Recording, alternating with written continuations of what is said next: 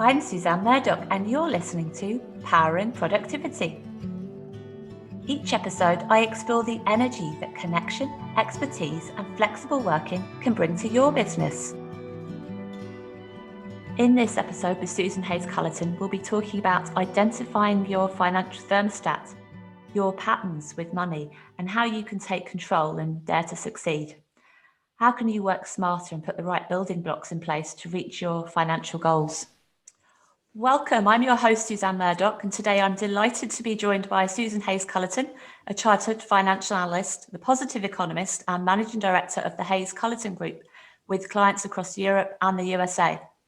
Their businesses include Beck Search, which facilitates active peer learning, and the Savvy Teen Academy, which manages the entire experience of teenage work experiences in corporate organisations. The company also provides training, speaking and content development services in the subject areas of the financial markets, economics and entrepreneurship. Susan has twice co-authored Positive Economics, the market-leading Leaving Cert economics textbook in Ireland, and she's the author of 2 books published by Penguin, The Savvy Women's Guide to Financial Freedom and The Savvy Guide to Making More Money. Susan is the co-founder of the Positive Economist, associate lecturer at Ulster University, host of the Fantastic Female Fridays YouTube show, and presenter of the Savvy Women Online podcast. She serves on the board of the Irish International Business Network and the Ireland Hong Kong Business Forum, holds a Chartered Financial Analyst Charter, MSc Executive Leadership, BSc Financial Maths and Economics, and a diploma in taxation. Susan, that's a lot of wisdom. You're a very busy woman. Well, you've given the whole shebang there now. Oh yes, I have to give it all. So how are you? I'm great indeed, I have to say. It's funny, you reflect on the times that we live in now, and also just as I was listening to all of that, the journey that we've been throughout the business and so on, and you just have to be very grateful for the opportunities that we've had and the resilience to overcome the challenges along the way, and just the excitement of the journey as well. Yeah, no, I mean, you've an amazing story. You've come so far, and you really do have so much wisdom and knowledge. It's amazing. Well, I'm a work in progress. Aren't we all? So today I'm really excited to talk about your story and how you help small businesses or small business owners, entrepreneurs, really recover a sense of possibility, dare to succeed, and how you put the stepping stones in place to get there.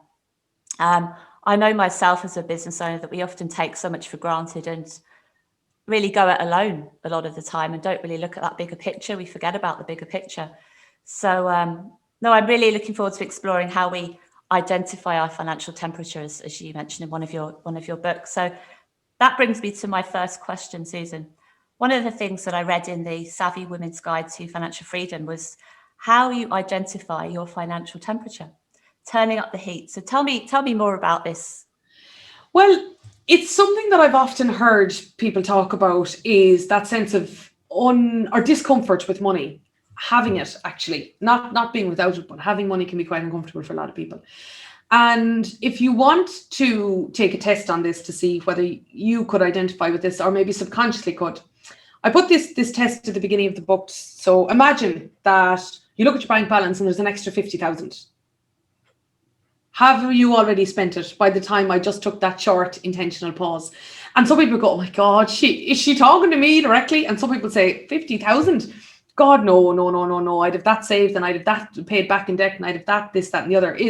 The point is that now that you've had a sudden burst and an expansion of money in your bank account, how does that make you feel?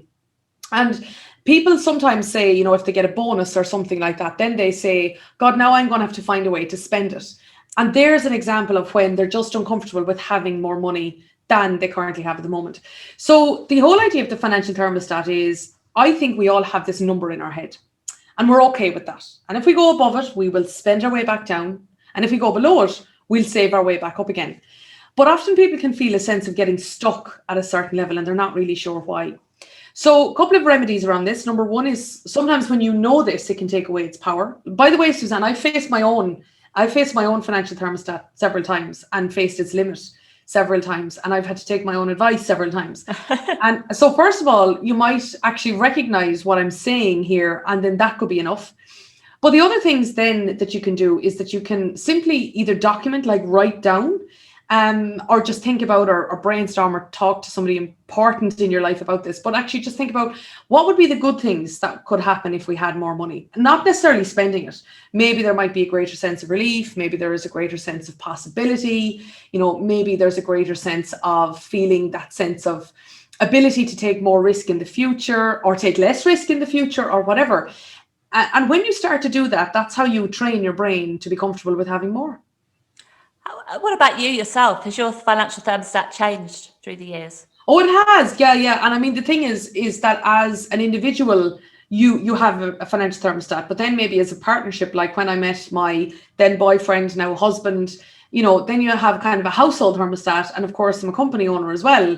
And then I'm involved in various different projects. Like I might be responsible for working with clients and their budgets and so on. So I mean, I have a slew. I have a slew of them. So I'm well used to turning up the heat in them. So yes. Oh, it certainly has. And I suppose there's another topic that's linked to this, Suzanne, and it's not very far away, but I just to tell this brief story if we've time. And that is also, I believe, people have a fear of success. And I wrote about this one time on the blog, and a lot of people reacted to this because I put a word on something that normally they associate with something else. Often we're afraid of failure. We're afraid that if we fail, we might not feel good about ourselves. We might have wasted money. We might have of whatever.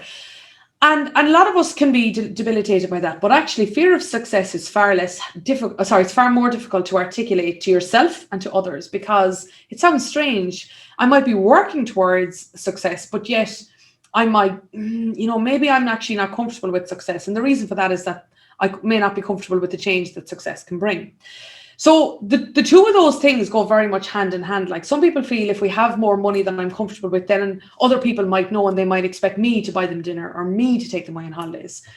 Unfortunately, people might have grown up with the sense of people who have money are, maybe they're not happy, or maybe, there's other negative connotations associated with that. And all of that psychology is wrapped up together. So I've faced all of that. Yeah, I certainly have faced all of that. And I recognize when the financial thermostat is, it's making me do things or may take decisions that don't necessarily make a logical sense to me, but maybe do make emotional sense to me. And that's when I have to do the same. I recognize it. I attribute good things to being able to just hold on to more. And then I just, I talk it out then with Ardal, my husband or whatever, and that usually takes care of it. Well, that makes a lot of sense to me, but also what you said about the fear of success, because you could have, when you're working towards a success, you have to face a lot of mental blocks that can be there, and you have to think creatively around them. But certainly when you get to that point where, oh my God, you realize you could make that success, you could make that challenge happen. A block often comes down right there. Yeah, it does. And you see the same with people losing weight as well, is that they're able, if they're losing 2 stone, they're able to get the first 1.5 stone, but not the last half stone. It's the same thing. It's the same thing. We can apply this in all ways, is that then we get the sense of, I can do it, I can achieve it. Do I really want it? Or what if I then lose the last half stone and then I have to get a new wardrobe? Oh my God, I'm not going to have money for that. So you know what, I'll stay as I am. Whereas really and all of these things are kind of, there's psychology built into them all, and they all mean the same thing. It's all the same thing. It could be fitness, it could be a business, it could be promotion. Actually, what it really is fear of change. And when you deal with the actual fear of change, then the block can often go away like magic. Definitely. Deciding on your financial destination, Susan, and the stepping stones to get there, what small actions do you take personally on a daily basis that have led you to disproportionate results? A couple of things that have certainly helped me over the years that I would say they've been 1% improvements that have had disproportionate results. The first thing is that an awful lot of financial management has nothing to do with money. And people often are surprised when I say that. But like, for example, applying for a mortgage, yes, of course, you need a deposit. Yes, you need to have the pay slip that says you earn X amount. However, the real thing is actually getting all of the ducks in a row. It's getting all of your statements in the one place. It's having the usernames and passwords to log into your internet banking or whatever it might be like that. So what I would say is that rather than thinking, oh my God, I'm going to have to, live a much more constrained life and I'm going to save all this money and everything else, is you could be surprised that by simply maybe doing 3 things: getting your accounts in order or getting your paperwork in order, putting meetings in the diary with people as if whatever you're working on is actually going to happen. That's certainly something that has really worked for me, whether it's in finance, like personal finance, whether it's making business opportunities happen, is by, is acting like it's already done. That can have a very powerful effect on your mind and the environment around you. And the third thing, Suzanne, and this works for whether it's finance, business, personal relationships, is simply building relationships with people as well. In the business, I always make sure intentionally to build a relationship every day. From a personal point of view, I don't just, let's say again, when we were applying for the mortgage, I didn't just make an appointment and go in and just, get through the necessary. I just explained the reason why we want to do what we want to do. And I asked one question during that conversation, said, is there anything that could prevent us from making this happen? And that revealed all I needed to know in order to actually really move forward. But, I built the relationship to get to that point. So those three things. So again, just to repeat them, one is realizing that an awful lot of financial management has nothing got to do with money. It's to do with being organized. And the second thing is act like it's already happened and start making meetings like it's already happened. That can have a powerful effect on your mindset as well as the environment around you. And then the third thing is build relationships. In the book, I call them the stakeholders of your finances. That's a fancy dancy term for saying the people who matter. Make sure and build relationships with them too. And the people really do matter, those meaningful relationships and expert relationships. And the whole audience that you're talking to, you've really got to be able to correlate and align yourself with them and understand the context. Yeah, and that you're talking in. That's the part as well. I mean, Suzanne, I've been on the other side of this where I have trained teams about how to look at mortgage applications and look at lending. And I have worked with banks and various different financial organizations to tell them what it's like to be a founder, or to tell them what it's like to be a self-employed person who is applying for a financial product. So I've also really listened to their side of it. And, a range of things can often surprise both parties. One is that the other person doesn't look through their eyes, is that they think the other person is trying to catch them out, whether it is the person going in to apply for a loan, let's say to start something, or whether it is the stockbroker that is trying to, build a relationship with someone who they're selling financial planning to or whatever. That's the real thing, is looking at the transaction, which sounds very cold and objective, but look at why the other person is engaging in the transaction, why they might feel apprehensive about it, and how you can solve that problem. Because if I was a banker and I was, let's say, lending to you, I mean, I'm worried that you won't be able to pay it back. And if you're not able to pay it back, well, then not alone does that question my judgment, but it also then can put other loans that we have at the bank at risk. Okay, so what I need to know is that you can repay this. And kind of that's it really, Suzanne. I'm not trying to know what did your great-great-grandfather do for money back in, it's not about getting the most amount of information. It's just about figuring out, can you allay my concern? And then, of course, from your point of view, you might want to know, okay, what's the information I need to give you? What might catch me out? What are the things, what questions am I afraid to ask in case I don't understand the answers? They're the genuine concerns on both sides, and building relationships can help both. Yeah, they're not trying to trip you up, are they? No. And then I guess another question is, what building blocks can we put in place for rainy days, and then also in terms of our succession plans? Okay, so first of all, the rainy day idea is, it's not a very nice one, actually. It's like, to put away fun money so that then just in case I get sick, or just in case I lose my job, or just in case, and none of those are nice things either. We don't want to spend time in our minds thinking about getting sick or, something going wrong. And even the term pensions, like when I say to somebody about a pension, generally they think older age, they think immobility, they think putting money away now when I could be using it. So none of these things are nice. So what I would say, first of all, is why don't we focus on a sunny day fund?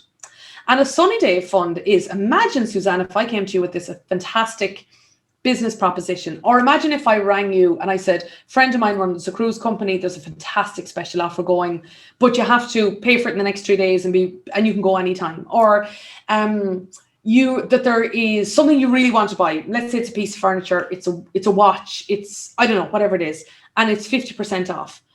Now people love the idea of that. Actually, now that's a reason to save.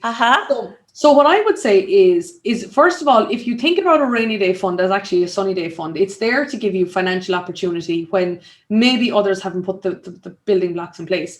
I don't like to use the word pension. I like to talk about the fund that facilitates your lifestyle after employment. That's much nicer. That's good. Yeah, that's more positive. And it is more positive because that's what it is. That's what it is. So I think first of all, that you need to attribute, I'm kind of giving you the same methodology here as the financial thermostat, but attribute reasons why this would be good for you, not why you feel you should, because that's what people feel about a rainy day fund. So why would you want a sunny day fund in the first place? And then secondly, in terms of the building blocks towards it, the hardest thing about having to make a good, healthy, virtuous decision, like, eating healthily or whatever, is you have to keep making that decision, keep on making it all the time. Whereas instead, if you can put, maybe it's a standing order in place so that you make the decision once, which is maybe 2% of my income, 5% of my income, whatever it might be. That is going to go on a standing order or in a vault, let's say in Revolut or whatever it might be, into the sunny day fund, give it that name, and maybe 10% is going to go into the pension. And when you make that decision once with a direct debit or a standing order, that's it then. You don't have to keep making that decision. It's like, I don't have to keep deciding to turn down dessert. It's just put it on autopilot. That can often take care of the most of it, really. It takes away the pain, doesn't it? Exactly. You don't necessarily see it. Yeah, it takes away the continuous pain. And then you're dealing with your disposable income then thereafter is your disposable income. Like, imagine, Suzanne, if you had to consciously make the decision to pay your mortgage every month. Imagine if you consciously do this every single time, or if you think about it, that's what PRSI here is pay-related social insurance, is the contribution that the government takes away, our choice really, to make sure that we're putting money away for our old age pension, the state pension in the future. So all of these principles, like, they work. And I know there are people out there that says it's all right for her, she's talking about taking away 5% of her income and putting it into whatever. It's not about the number. It's not about the number. And I'm not saying it lightly. What I'm saying is removing the conscious decision every single month or every single time. That's what can often have a very, very powerful effect. And you can be surprised at the power of compounding then thereafter. Yeah, and the time that actually frees up in your mind, not having to do that sort of thing. Exactly. Even down to putting money away for holidays, Yep. Christmas. Yep. All of it. Yep. Yeah, and they're all sunny days, yeah. They're all good times. Okay, I'm going to change my reference name in my standing orders. Susan, accountability and working smarter. How important is it to talk to experts and not go it alone? Well, I have certainly taken that to the nth degree, Suzanne. I really have. I've been remarkably good at leveraging other people's expertise along the way. Okay, let's just deal with why people don't. Maybe if we start there, before I start telling you about why it's worthwhile, let's look at why people don't. Number one, and I cannot stress this often enough, is there's a fear out there that, people don't know what APR is, or an ETF is, or or what ESG stands for. There's all these acronyms and jargon, and people kind of feel behind the curve. And again, when I'm talking and training to people in the industry, I point this out, and they talk in acronyms because they're used to doing it, not because they're trying to come across as like trying to build up a wall of competence around themselves. It's habit. And it's something that I do all the time when I'm interviewing people, is that I'll often stop and I'll say, sorry, could you explain what that 3-letter acronym means or whatever? By the way, an acronym is a word that describes when you put 3 letters, let's say like ETF instead of exchange traded fund. So first of all, that's what I would say is what can often hold people back from talking to others is the jargon. The second thing, right, and this is unfortunately a self-perpetuating cycle, is I should have done this before. Like, I'm 35, I should have had a pension 5 years ago. If I go in, am I going to feel bad about this? Do you know what? I leave it alone for another while, and now I'm 42, and on we go. Like, if you think about that logically, the longer it goes on, it's going to prevent you from making the better financial decision. But also that issue, first of all, it's not an issue, right? Starting today is better than any other time in the future. And it's particularly better than any time in the past because it wasn't done before. So is take action now. Just take action now. And then the third thing is this sense of always being afraid someone is trying to sell something to you. And that lack of trust that somewhere in the financial community has, unfortunately, it is set in. So a couple of things. Number one is we have paid great taxes in this country to facilitate certain organisations to create great resources for us, like the Pensions Authority, state-run, entirely information focused. They don't have anything to sell you. Some great, easy-to-follow calculators on their site. So start there. So rather than going to an insurance broker or company, start with the Pensions Authority. They also have all up-to-date information on around charges, so you can benchmark a conversation that you're having with a financial professional afterwards against that. Second website, consumerhelp.ie. Oh my God, an absolute godsend. So consumerhelp.ie is a website that has all sorts of information, like about how to make a complaint, things you need to consider when you're getting married, if you're moving out and you're going to start in college, all these sorts of kind of life changes that bring new financial decisions as well. But the other thing that it has, which is great, and this is updated on a daily basis, is, you know, that phrase, Suzanne, shop around for a better deal. Now, some of us are really busy. Now, I'm busy. I'm very happy to say I run a couple of businesses. Other people are busy with kids. Like, people are busy. And they're thinking, oh, God, that means giving up my 2 hours of my treasured time in order to be able to get 50 euros back, right? Actually, consumerhelp.ie has done all of that in insurance products, credit cards, loan products, like so many different things.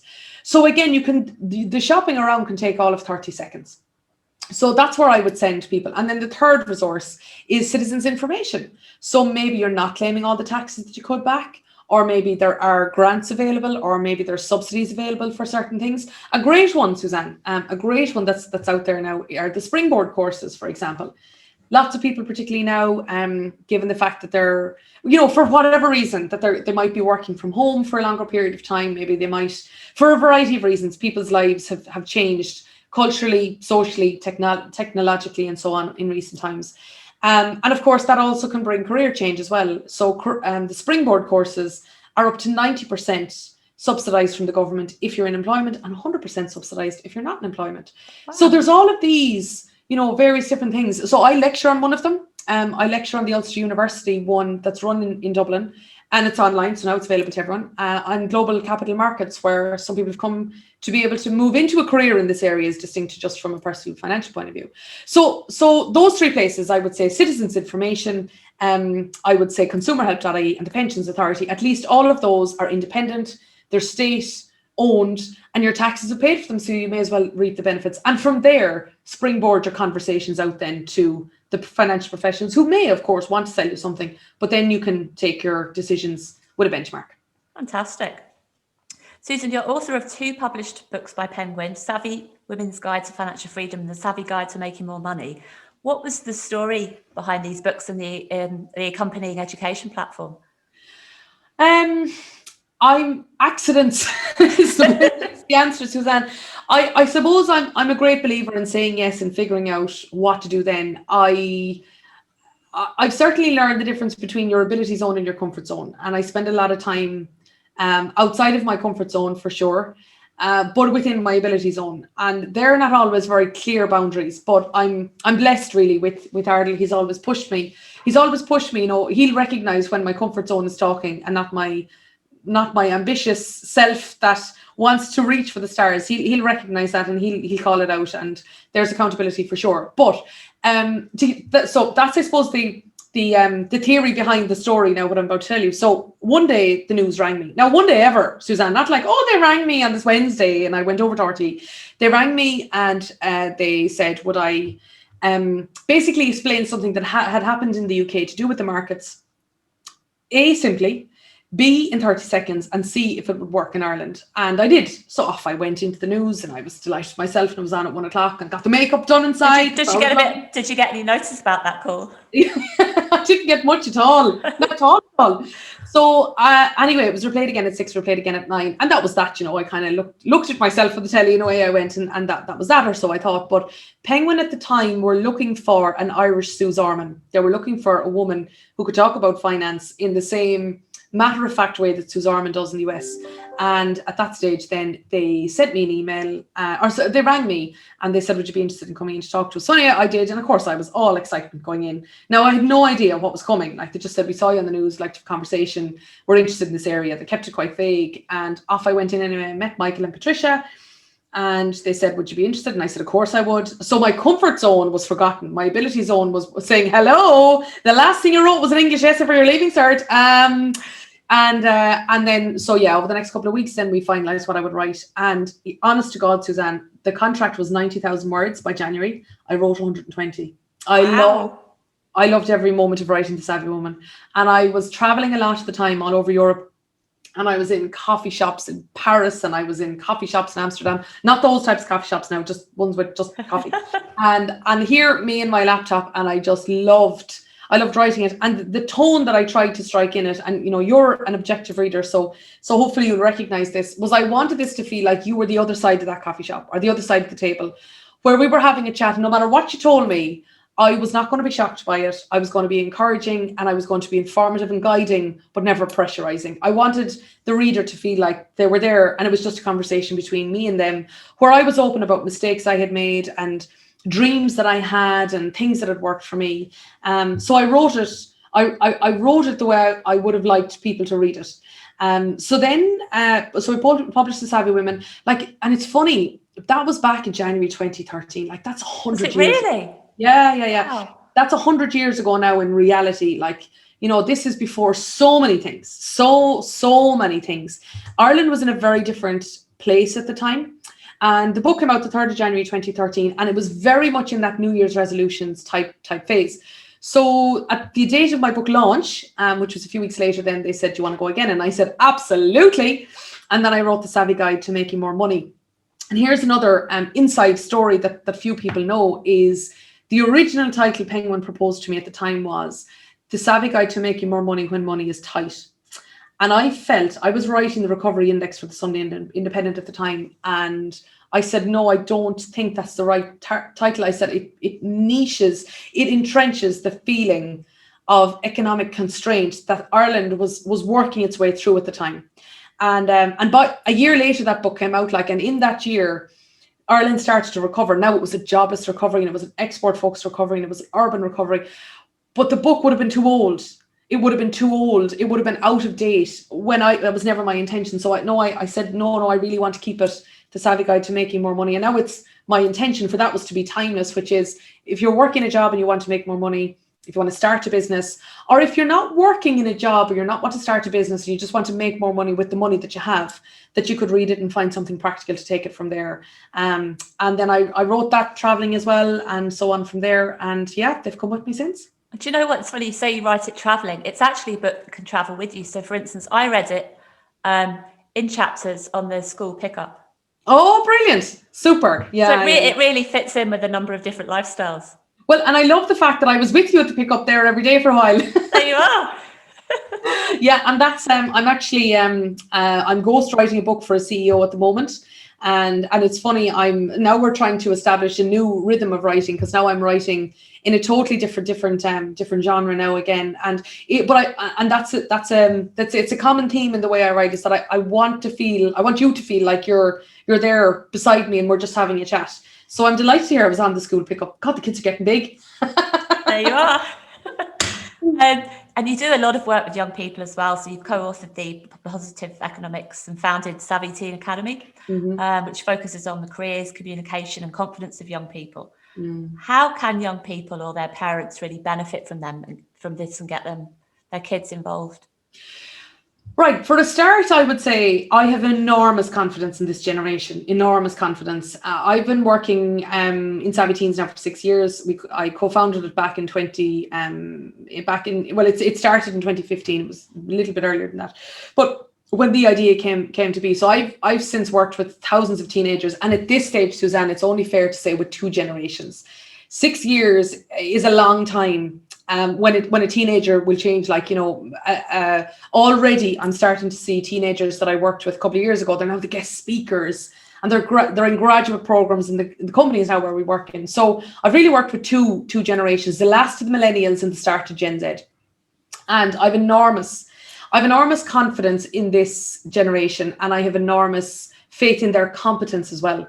For a start, what I think we should do is recognize that and let your teenagers and your young people. And now my niche is 15 to 18 years of age, but I'm very sure that this could happen a lot earlier. Is talk to them about things in finance. Maybe it is you are shopping around for house insurance, and ask them to sit down beside you and look on Consumer Help and do it together, and ask them to use their filter buttons and stuff like that to get what you need. Or together, maybe watch the news and just see, maybe if there's a big story that's happening in the stock market, or for the crack, maybe have both of you have an app where you would put in a list of stocks. Doesn't matter whether you really understand the stock market or not, but just to see the stock prices rise and that they fall. So I would just, when it comes to planning out the shopping for the week, or maybe taking the shopping, is rather than picking up whatever brand of bread, let's say, is your favorite, is ask them to compare to other ones to see about value for money, and point out the fact that it's okay to spend money on things that are valuable to you. So maybe it is that another brand of bread is cheaper, but you like this one because it's crustier or it lasts longer or whatever, is that it's worth paying, but for what you value. So I would trust in their ability to understand more than maybe we give them credit for. The other thing I want to say is I noticed students coming into me telling me that like they wanted jobs because they were worried about paying the bills. And I will tell you this as well about teenagers is they grow up in a like we all have cultures in our household, Suzanne. I mean, you know, you have a culture in your business, I have a culture in my business, but there's a set of unspoken rules in everyone's households as well. So they've watched how you've spent money, spoken about money, worried about money, been excited about money. And they think that's status quo. They do. So sometimes they come into me and they tell me they're worried about paying the bills, or that they want a stable job, or they want a pension. And I ask them why, and they don't know. They don't know why. That's just what they think everyone else wants or thinks, and so on. So what I'm also saying to you is that whatever worries you think you might have or whatever, is they probably feel those, just they can't process them. They don't know if you're talking a lot, let's say, about paying the bills or whatever, they feel the same, but they don't know what the bills are, or they don't know if it's a turn of phrase. And so just be aware, really. Just be aware of your financial language, I suppose, without being overly conscious now, but just be aware that they're developing their own personality totally subconsciously around you, and have a chat to them about what their own financial worries and their dreams might be in the future, and you can be very surprised. One other thing that drives me nuts that I feel I need to tell you, and I feel I need to tell everyone listening as well, is I often have people telling me, and I suppose more so women, not because women are more prone to saying this, but because of the savvy woman, because of that, I've interacted with more women directly with their money. And I've often heard people say to me, I'm no good with money. Now, they say this as in the same way they might say, I don't like chilies because they're too hot, as in if it's a statement of fact. Now, let me paint this picture to you. I've gathered you're a mother since you're on the school pickup. I am, yes. Yeah, so I'm going to paint this picture to you. Imagine that your 5-year-old came home from school and said, I'm not good at reading, and that's just that, ma'am. I'm just not good at reading, and that's it now. That's my lot for the rest of my life, and that's that. You'd never accept that. You would say it's a skill for life. Oh, managing money is too. You can do something about it. I'll help you. You know, that's not true. We can change that. And yet an awful lot of adults feel I'm bad at money, and therefore, and often that can come from a completely unsubstantiated place. But if you hear yourself saying that, compare yourself to imagining your child comes home and says, I'm no good at reading, and therefore I'm not going to be good at it anymore, and I'm not going to enjoy it, and I'm always going to feel bad about it. You'd never accept that. You can, of course, be good with money. It, of course, can be learned. It's not inherent. And there aren't people blessed by the gods who, like, come out of the womb with a calculator and an Excel spreadsheet. You know, you can, of course, learn to be better at it. And you can truly enjoy your money. Independent. I've been a business owner for a long time. I know what it feels like at the very beginning to have had very little, to have had less than nothing, and still make the most of it, and also enjoy things that have nothing got to do with money that can be influenced by it as well. But it's in your power. It's in your power. So don't accept that from yourself, genuinely, in the same way you wouldn't accept that from a child who would say that to you. And instead embrace the opportunity that you have in order to make the most of what you've got. It's great. Okay, thank you. Here's a question for you, Susan. Which area of your work excites you the most? And what's your ultimate vision in this area of your business? Okay, what's the area of my business that excites me most? It's the dynamism of it, actually. It's how the fact that things change in the way that they do. But I'll tell you what I'm really excited by, and I've only learned this about myself, I suppose, in recent times. The writing has probably been on the wall for a while, but what really excites me, Suzanne, is solving, or at least contributing towards, a problem that exists in the world. There's 3 we're currently working on with young people. One is financial literacy in young people. So I have a new book coming out soon, which is going to be given to every school in the country for free. It's sponsored by CFA Ireland, and it's going to be given to all of the teachers, all of the schools in the country. It's called Money Matters. It focuses on personal finance, investing, and entrepreneurship, and with a view to teachers being able to roll it out as a textbook then in transition year. So, and CFA Ireland deserve great credit for going with me and making this vision happen. So that really excites me, to be able to make a contribution to like an acknowledged problem in such a way that's completely democratized. That really lights my fire. The second issue that we're working with a lot at the moment is the pipeline issue for STEM. Not just women, by the way, not just girls, but lads as well. So we're also working with a range of organisations like STEM Southwest and a variety of companies around Ireland to enable an awful lot more awareness and more accurate, relevant, timely awareness around the excitement and the exciting careers that STEM can encapsulate. And then the third one is we're now working with organisations around deaf schools as well. So schools where they may not have the same opportunities as other people.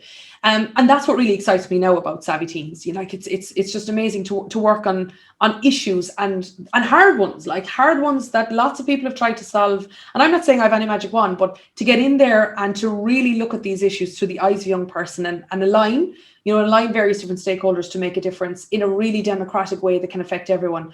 That's what really, that's what rocks my horse. But you could feel the excitement oozing from you. Yeah. Fantastic. And actually, when I watched the episode there, Fantastic Female Fridays on YouTube, when you were talking from the eyes of parents and how they can help their children. Yeah, I mean, parents can do so much. I mean, they're so influential, and it's generally around this, again, 15 to 18 years old is where I specialize. But when I'm dealing with 17-year and 18-year-olds, like around the leaving cert, getting ready for college, and I often find that at this age, students are under an awful lot of pressure, not just educational pressure, exams and stuff. There's a lot of social change going on as well, maybe around leaving home or maybe moving into college or, all sorts of things. But what I rarely hear a student telling, and to me, they're students, to the rest of the world, they're sons and daughters or nieces and nephews. But what I rarely hear, we'll say, a teenager saying to their parent is, "Ma'am, you're doing a superb job of being a mother. You're doing a great job. Look, I acknowledge you haven't done this before. I know it's probably not easy right now." But they don't do that. No, I didn't do that either. Of course I didn't, because I had one mother and I had one father. And I wasn't comparing them to every other mother and father along the road or whatever. And I know it comes across sometimes that kids do that. That's actually quite, it's not that they're putting, analysis. They don't have primary research tables going on at home, like where they're comparing behavioral patterns, They might often say that just to get a lollipop, a night off, go to a disco or whatever. And also, what I often don't hear parents saying is, "You're being a great son, you're being a great daughter," or things like that as well, because they have only one or two or three or four. And I sometimes say this to the teenagers, and I'd say, like, "Why wouldn't you ever tell your mom she's doing a great job as a mom?" And they said, "Sure, I'm telling her that I love her." And I said, "Yeah, but that's not the same thing. That's not the same thing." So what I'm trying to say here is, and I know I'm emotionalizing it for effect here, is parents and teenagers can often speak a different language sometimes. They might think they're saying one thing and they mean another. And it's the same with finance. We often think, "Oh, well, my teenager isn't interested in the job that I do," or "My teenager isn't interested in taxes," or "My teenager may not be interested in, they just want money into their bank account, not necessarily care about where it comes from."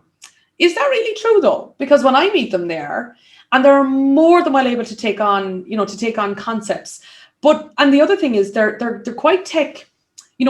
Their go-to thing is a tech answer. If you want to know a piece of information, they Google it. They don't necessarily ring someone and ask them. So weave that in, and maybe if you're not overly comfortable with using these online calculators or budget calculators or, cost comparison websites, that then is where the two generations can nicely come together. So what I would say is the language of finance can be used in different ways between the different generations, but it can be a great way to connect. And believe me, they're picking up an awful lot from you anyway. Maybe it's positive, maybe it's not, but they're picking up an awful lot from you anyway. So you can turn that into your total advantage, and it can be a really good bonding experience. Truly, it can be. Yeah, great summary there. I didn't even know I was summarising. Very good. So where can people find out more about you, Susan? Well, for a start, we have a whole financial literacy module available for women arising from Savvy Women on savvywomenonline.com. And there's a budget there. There's a series of videos there that I talk to you, like I've talked to you today, Suzanne, where it's, from me to you. We use this case study of a woman called Edel. We chart various different things that she wants to have in her life. and we talk about the obstacles that she faces and so on. They're all in really bite-sized, chunked down videos. So people can certainly go there. It's entirely free. There's no sign-ups or anything else like that. And of course, then you can also sign up on the newsletter to get a newsletter every month, and where we have articles and events that are coming up and webinars and a variety of other things, as well as, I suppose, a little bit about my own story as well, and maybe something new that I'm working on. I'll be, announcing Money Matters more so, the TY project that's going to schools. When that book is written that I'm ghostwriting, that'll be announced there and so on. So, that's where I would say go to savvywomenonline.com. There's a newsletter button there. Sign up for that, and we'll catch up then. Thank you very much, Susan. Thank you so much for your time. I think these areas and the knowledge that you've talked about are so fundamental to men, women, all generations. I just think it's something that you really need to look at. Wish you all the best going forward, and thank you for your time. Thanks a million, Suzanne. And it's really wonderful to put this podcast together, and I know it takes time and effort on your part. So on behalf of your listeners, thank you very, very much indeed for putting the time and effort into making this happen. And I truly appreciate the invite to be part of your show today. Thanks, Susan. Thanks so much to Susan Hayes Culleton. That was some amount of knowledge around financial independence and education.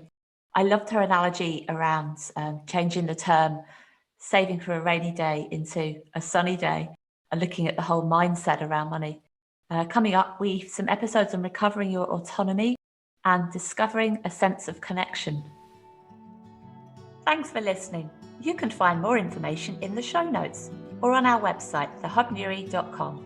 While you're there, why not join our mailing list so we can keep you in the know about everything we're up to? And don't forget to subscribe to our podcast wherever you listen so you don't miss an episode. Powering Productivity is presented by me, Suzanne Murdoch. It's produced by Emily Crosby Media.